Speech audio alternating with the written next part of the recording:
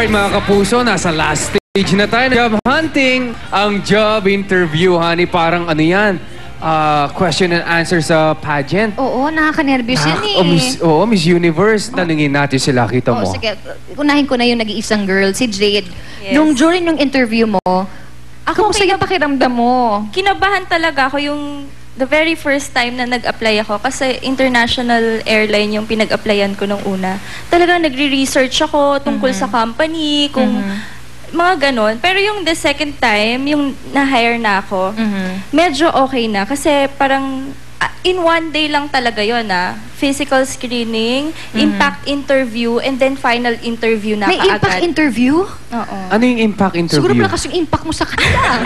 Ano yung impact interview? Parang ano lang, parang kwentuhan lang talaga kayo. Tapos tanungin niya lang yung sa resume mo. Si Lander, kamusta naman ang iyong job interview? Na-nervous ka ba? Talagang sobrang nervous kasi yung sa immigration kasi wala akong background sa sa criminology or sa profiling.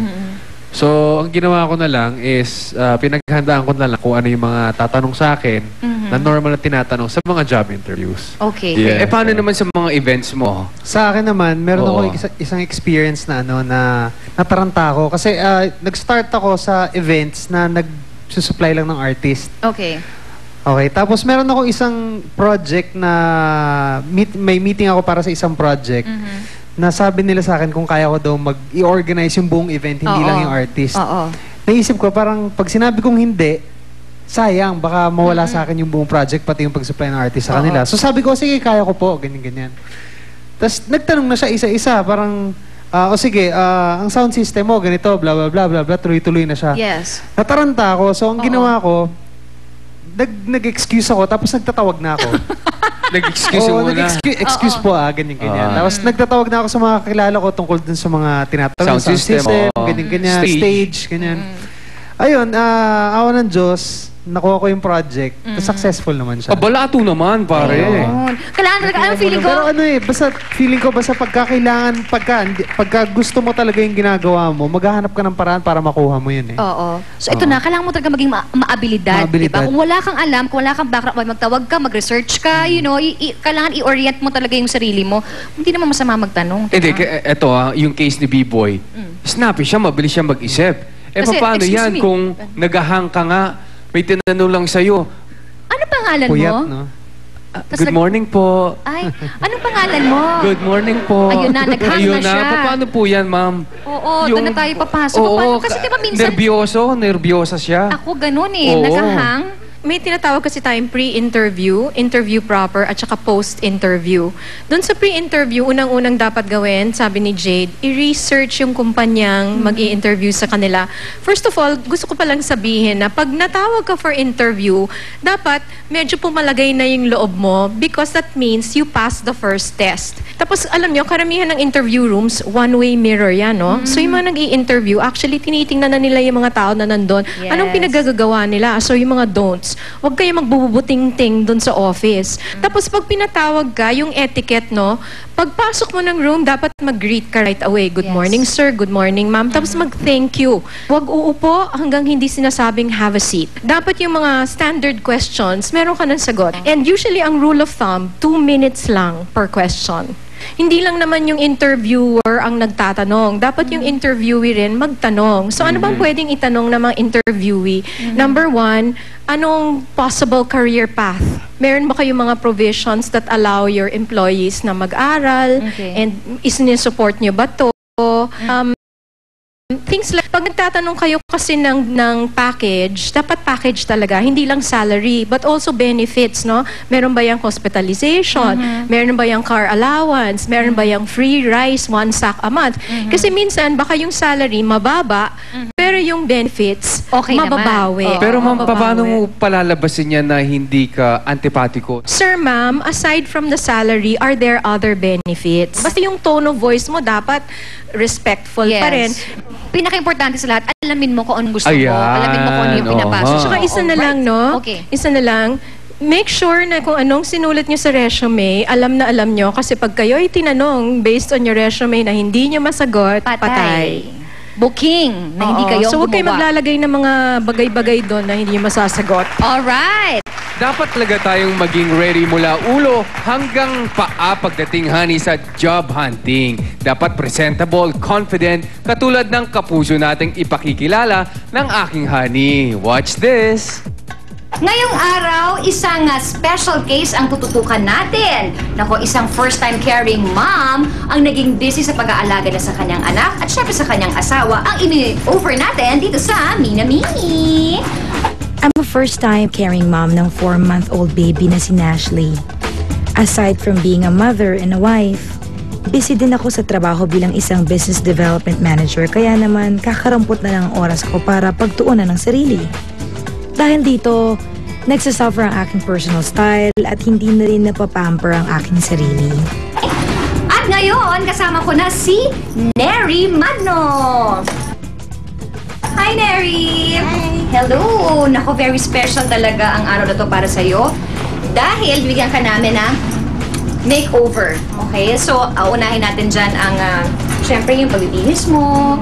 And then, hindi lang yon. There's more. Syempre, bigyan ka namin ng spa para mapamper ka naman at para-relax ka naman ng konti para masaya, hindi ba? Okay ka na? Ready ka na? Yes. Okay. So, unahin na natin ang pagpili ng damit.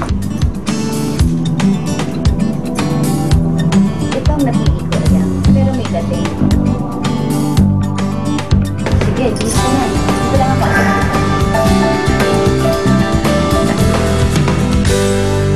Natapos na ang ating makeover sa style ni Neri at para makompleto talaga ang kanyang Minami, syempre isang pampering naman sa spa ang naghihintay sa'yo. Pero bago ka pumunta dun sa spa na yon, meron muna akong tatawaging bisita natin, si Miss Cherie! Si Cherie, alam naman natin katulad mo ay isang first-time mom, first-time caring mom. So, Cherie ay magbibigay sa'yo ng advice. Ang advice ko lang na mabibigay. Importante na paminsan-minsan, nagre-relax ka para naman hindi ka malosya. Kasi alam mo, pag pinapabayaan mo sarili mo, dito nagsisimula ang insecurity ng mga kagaya nating mga mommy.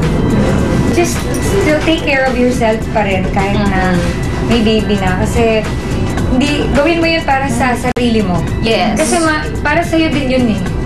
Yun. So, ako, I agree. Ayan, thank you so much, Cherie. Thank you. Thank you. So, ready ka na ba para sa iyong pampering sa spa? Ready na. Ready na. Enjoyin mo yan, okay? Alright. Enjoy! Tama si Cherie. Kahit marami ng inaasikaso, kailangan pa rin ni Mommy ang mag-devote ng time para sa sarili.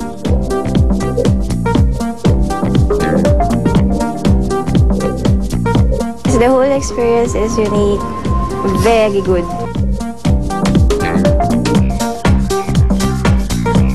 So, tapos na ako ngayon sa head and foot spa. Ngayon, dito naman tayo sa body massage.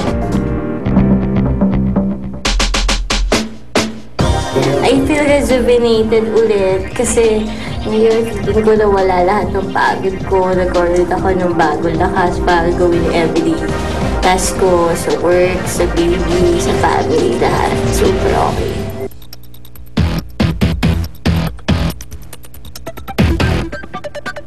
Balita ko, hindi pa natatapos tong araw na to para sa akin. Madami pa daw sa surprise para mamaya, kaya excited na ako. Perfect timing din ito para makapag-reflect ang isang babae tungkol sa kanyang pamilya. Ngayon, ang mga pills na pwedeng pagpilian ng isang bagong panganak, halimbawa, ay yung tinatawag nating progestin-only pills. Ang mga pills na ito ay very low dose din kasi ang kaibahan niya sa usual na pills, single hormones lang siya. So, ang isang pakete contains 28 tablets which she needs to take every day for 28 days. Ngayon, kung isang babae bagong panganak at siya ay nagbe-breastfeeding, napaka-importanting malaman niya na kahit wala siyang ibang ginagamit, yung mismong pagpapadede niya sa kanyang anak ay isang mabisa ng family planning method. Tinatawag natin tong lactation amenorrhea na sa loob ng 6 na buwan na fully breastfeeding siya, wala siyang ginagamit na ibang formula milk at hindi pa nagkakaroon ng isang babae, safe siya na hindi mabuntis. Ngayon, kung halimbawa pumasok na siya sa opisina or nag-mix feeding siya for some reason, importante na i-take nga yung binanggit natin kanina na progestin-only pills. Ang isang advantage nito, wala siyang effect sa quality ng milk na pwedeng maibigay sa kanyang baby. So pareho pa rin yung dami ng gatas na lalabas sa kanya. So napaka-importante na magpatingin sa inyong mga obstetrician gynecologist or so kung kanino mang healthcare provider para malaman kung pwede sa kanila ang pills na ito. Nakita natin kanina ang pinagdaanang makeover at pampering session para kay Neri. Ngayon, ready na tayong ipakita siya. Ito siya before. At ito na siya ngayon. Wow! Yay, Neri! Kamusta? How do you feel? Super happy. I feel good. Rejuvenated lahat. Pili ko walang stress, wala lahat. Diba, Talaga naman. maganda yung feeling kapag happy, diba? Parang dalaga lang ulit. Correct, parang single pa rin, diba? Yes. So happy, sobrang okay. Super okay. Super. Nako, baka mamaya masundan na si baby, diba? Oo nga, wag muna. Nako, always remember ha, yung advice ni Doktora. Huwag mong kakalimutan, tsaka yung mga tips sa'yo ni Sherry, mga tips na binigay namin sa'yo kanina. Nako, Neri, alam mo, isa ka talagang certified caring Pinay. Nako, alam mo, Neri, wala nang mas masaya pang experience siguro sa mga nanay na katulad natin. Dapat alagaan mo sarili mo, anak mo, asawa mo. Pero hindi ito ibig sabihin, like I said, pababayaan nga natin yung sarili natin, hindi ba? For more information on reproductive health and family planning needs, please call our Filipinay hotline 477-5555 or text 0917-823-1111. Thank you so much, Neri. Thank you so much. Yes, thank you for inviting me here. Thank you so much. And baka pwede ako mag-invite. Go, ang Rent. I would like to invite everyone to please watch Rent, the musical. It's nag-start na po kami ng Feb 12. It's until March 6. It's in RCBC Plaza in Makati. So, I hope you guys can watch. It's Tuwing kailan ito? It's every weekend. Fridays to Sunday. Okay. It's actually a stage musical. So, it's another, Oo. it's another career move. Correct. Congratulations sa iyo, Thank you so much. Alright, isang kakaibang makeover ang hinatid natin sa inyo hanggang sa uulitin at ito ang Nina Mi.